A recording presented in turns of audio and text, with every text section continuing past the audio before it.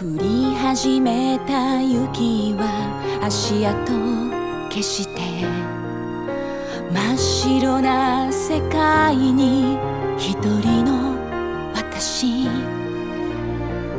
風が心にささやくの、このままじゃダメなんだと戸惑い傷つき、誰にも打ち明けずに悩んでた。それももうやめよう。ありのままの姿見せるのよ。ありのままの自分になるの。何も怖くない。風を吹け、少しも寒くないわ。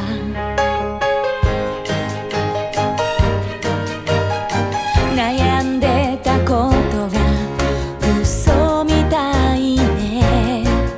だってもう自由よ。何でもできる。どこまでやれるか自分を試したいの。